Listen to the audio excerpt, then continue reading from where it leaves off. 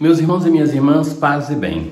A antífona da entrada de hoje, assim rezamos no Salmo 67. Ó Deus, quando saístes à frente do vosso povo, abrindo-lhe o caminho e habitando entre eles, a terra estremeceu, fundiram-se os céus. Aleluia. É a manifestação do poder de Deus. O poder de Deus que não é para subjugar, fazer o seu povo sofrer, mas que se manifesta para salvar o seu povo sofrido. É uma alusão àquilo que Deus faz para libertar o seu povo da escravidão do Egito. Na leitura de hoje, nós nos encontramos com os apóstolos que são levados, depois de que foram libertados ontem na leitura pelo anjo da prisão e que estão no templo pregando, então são levados ao Sinédrio. É a ocasião que Pedro vai fazer o seu quarto discurso anunciando nosso Senhor Jesus Cristo. Então, levados diante do Sinédrio, que é a Suprema Corte de Israel, o tribunal, aquele que condenou Jesus à morte. E então o sumo sacerdote vai dizer: nós tínhamos proibido expressamente que vós ensinasseis em nome de Jesus. Apesar disso, enchestes a cidade de Jerusalém com a vossa doutrina, e ainda nos quereis tornar responsáveis pela morte deste homem. E então agora o discurso de Pedro. É preciso obedecer a Deus antes que aos homens. Veja que convicção. É preciso obedecer antes a Deus que aos homens. O apóstolo que tem coragem de dizer isso diante das autoridades de Israel. E que tal convicção é aquela que vai fazer com que a fé cristã chegue até nós.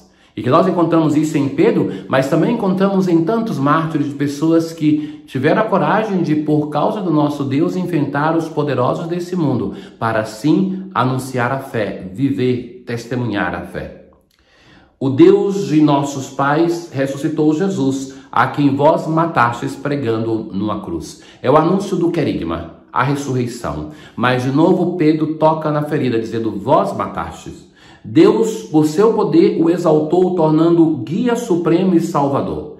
O anúncio de Jesus como Salvador é uma expressão muito própria da obra de Lucas. E recordamos que aqui nós estamos em um texto próprio de Lucas, porque no Evangelho de Lucas também aparece Jesus, e que é reconhecido e apresentado como Salvador. É uma expressão própria do Novo Testamento, para dar ao povo de Israel a conversão e o perdão dos pecados. O Senhor, primeiramente, vem para anunciar ao povo de Israel a salvação. Então, a conversão e o perdão dos pecados.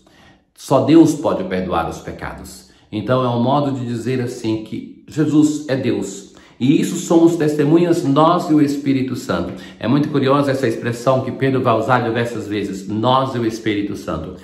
Os Atos dos Apóstolos é chamado de o Evangelho do Espírito Santo. É ele, o Espírito Santo, que vai tomando a dianteira, que vai determinando a história da igreja nascente. Pedro não hesita de dizer que é testemunha. Então, o testemunho da ressurreição se faz a partir da experiência de fé.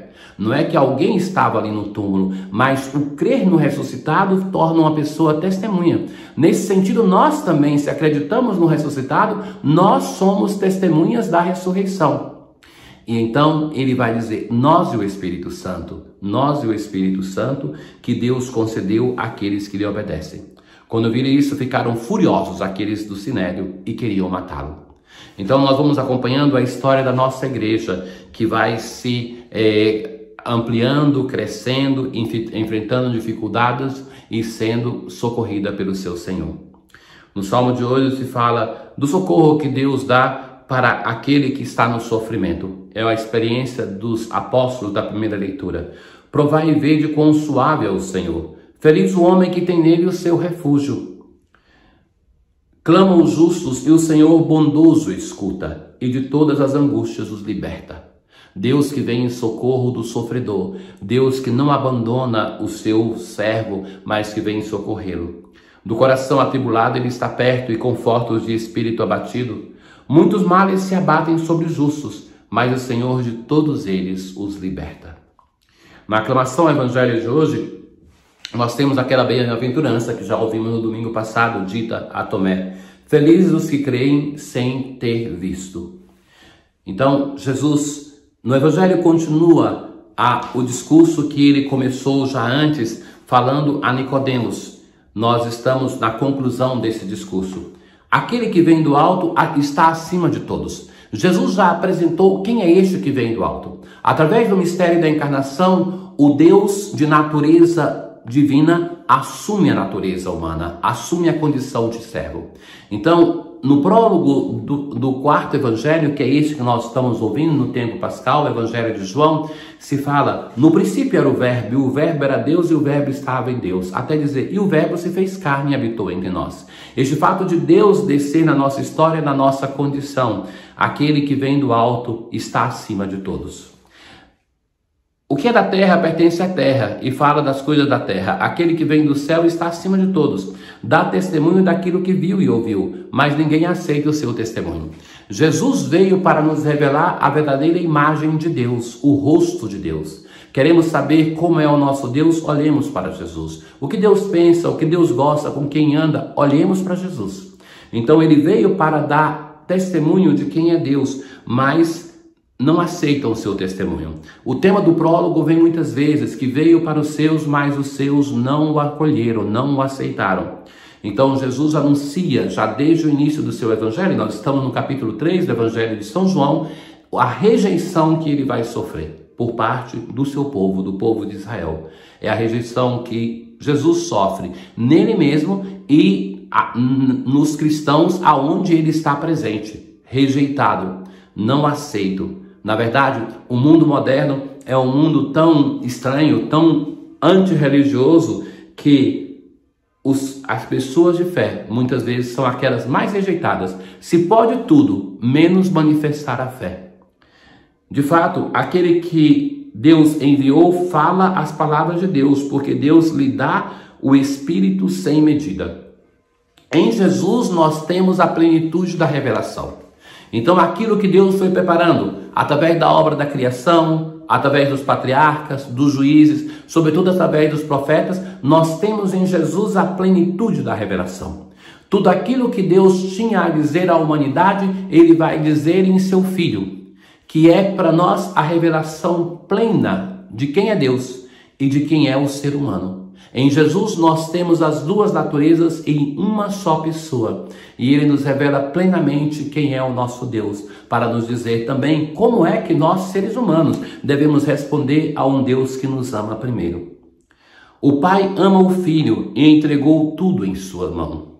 Aquele que acredita no Filho possui a vida eterna. Então já ouvimos ontem que o julgamento é este, que veio para os seus não aceitaram. Então que nós não temos que esperar um julgamento futuro, porque a salvação já é aqui, se faz a experiência quando nós aceitamos a salvação que está na pessoa de Jesus. Mas por outro lado, se nós não aceitamos, já também temos aqui a experiência de sermos condenados. Não porque esperaremos no futuro por um céu ou então um inferno, mas porque a experiência de crer já é uma experiência de salvação. E o contrário também, a experiência de não crer já é uma experiência de morte, de não salvação. Aquele que acredita no Filho possui a vida eterna. Aquele, porém, que rejeita o Filho não verá a vida, pois a ira de Deus permanece sobre ele. Então, Deus, ele não enviou o seu Filho, já dizia Jesus antes, para condenar o mundo, mas para que o mundo seja salvo por ele. Ora, no Filho nós temos a palavra definitiva do Pai. Por isso que nós, no prólogo do Evangelho de São João, se fala, e a palavra, o verbo se fez carne e habitou entre nós. Tudo aquilo que Deus foi dizendo ao longo da história para o seu povo, construindo a história de salvação em uma pedagogia de amor formidável que respeita o ritmo do seu povo, tudo isso Deus vai dizer de um modo definitivo através do seu Filho, que é constituído como a fisionomia, o rosto de Deus que vem ao nosso encontro. Na oração de hoje nós assim dizemos: concedei, ó Deus, que vejamos frutificar em toda a nossa vida as graças do mistério pascal. Nós estamos celebrando o mistério pascal, o ápice da celebração foi a vigília, o tríduo pascal, mas que essa celebração deve se prolongar na nossa vida, a liturgia deve se tornar a nossa espiritualidade, que instituístes na vossa misericórdia. Tenham todos um bom dia, o Senhor esteja convosco, Ele está no meio de nós. Abençoe-vos o Deus Todo-Poderoso, o Pai, o Filho e o Espírito Santo.